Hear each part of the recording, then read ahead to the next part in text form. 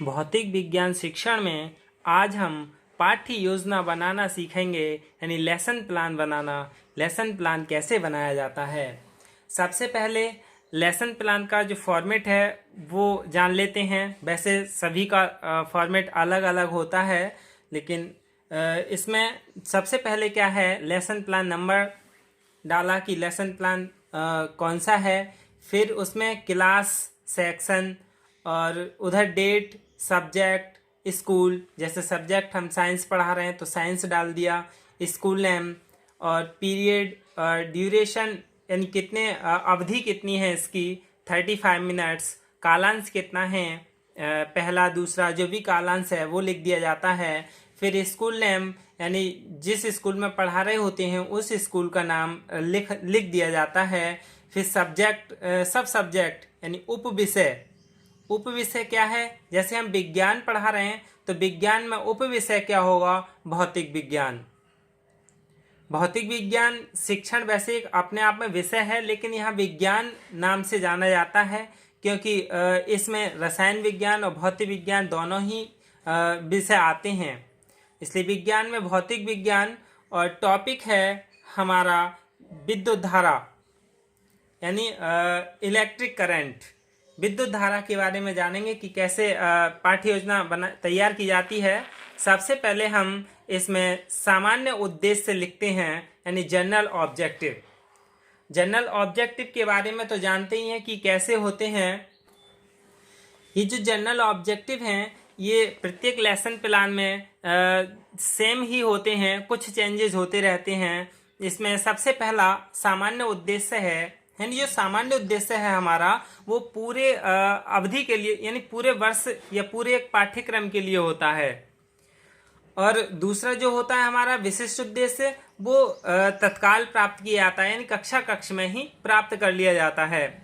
तो सामान्य उद्देश्य में सबसे पहला है कि छात्रों को वैज्ञानिक तथ्यों का ज्ञान कराना तथा उनका व्यवहारिक उपयोग सिखाना।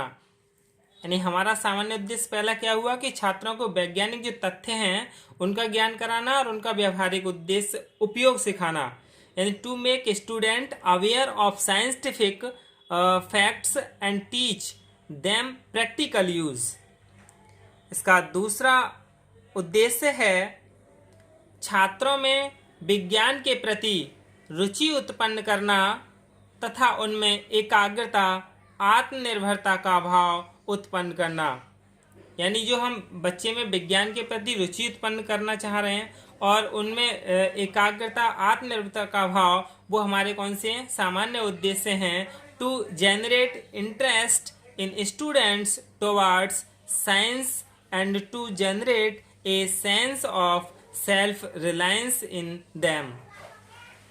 अगला है छात्रों की तर्क शक्ति, विचार शक्ति और कल्पना शक्ति आदि मानसिक शक्तियों का विकास करना। To develop mental powers of students, reasoning, thoughts power, imagination power इत्यादि, यानी एटसेट्रा। फिर है इनमें छात्रों में क्रमबद्धता पूर्वक एवं विधिवत रूप से कार्य करने की आदत का निर्माण करना, यानी to build habit of students to work sequentially and methodically, यानी उनमें क्रमबद्ध तरीके से और विधिवत तरीके से किसी भी कोई भी आदत है उसका निर्माण करने के लिए। अगला है छात्रों में वैज्ञानिक दृष्टिकोण उत्पन्न करना, यानी to generate scientific outlook in the students. ये तो क्या हमारे सामान्य उद्देश्य हैं, और सामान्य उद्देश्य प्रत्येक पाठ्य योजना में लगभग समान ही रहते हैं। विशिष्ट उद्देश्य प्रत्येक पाठ्य योजना के लिए अलग अलग होते हैं, यानी जो भी हमने प्रकरण लिया है उसके अनुसार ही हमारे विशिष्ट उद्देश्य होते हैं। जैसे हमने इसमें भौतिक विज्ञान में प्रकरण लिया है विद्युत धारा, यानी इलेक्ट्रिक करंट। इलेक्ट्रिक करंट में जो स्पेसिफिक ऑब्जेक्टिव हैं वो कैसे हैं? सबसे पहला है छात्र विद्युत धारा के विषय में जान सकेंगे। यानी छात्र जो हैं वो इलेक्ट्रिक करंट के बारे में जान सकेंगे, सीख सकेंगे या समझ सकेंगे। दूसरा है छात्र प्रत्यावर्ती धारा के विषय में समझ सकेंगे, यानी विद्युत धारा में ही एक इसी का भाग है कि प्रत्यावर्ती धारा यानी अल्टरनेटिव करंट, एसी करंट जिसे बोलते हैं, उसके बारे में जान सकेंगे। अगला है छात्र दिष्ट धारा के विषय में जान सकेंगे। दिष्ट धारा यानी डायरेक्ट करंट यानी डीसी के बारे में जान सकेंगे। तो ये क्या है, हमारे विशिष्ट उद्देश्य हैं। और विशिष्ट उद्देश्य के बाद फिर क्या है, प्री नॉलेज, यानी सबसे पहले क्या हुआ हमारा फॉर्मेट, फिर सामान्य उद्देश्य, फिर स्पेसिफिक ऑब्जेक्टिव यानी विशिष्ट उद्देश्य, और अब क्या है प्री नॉलेज यानी पूर्व ज्ञान। इसमें क्या है, हम पहले ही अनुमान लगा लेते हैं कि जैसे हम विद्युत धारा पढ़ाने जा रहे हैं तो बच्चा इससे पहले जो सामान्य जानकारी है उसके बारे में बच्चे जाने हुए होते हैं। तो इसमें लिख देते हैं कि छात्र विद्युत धारा के विषय में सामान्य जानकारी रखते हैं या विद्युत धारा से संबंधित उपकरणों के बारे में सामान्य जानकारी रखते हैं या उपकरणों को जानते हैं। अब अगला है बिंदु इसका टीचिंग एड्स यानी शिक्षण सहायक सामग्री। शिक्षक सहायक सामग्री यानी जो भी हम इस प्रकरण के लिए पढ़ाने जा रहे हैं उससे पूर्व हम जो सहायक सामग्री हैं उनको तैयार करके लेके आते हैं।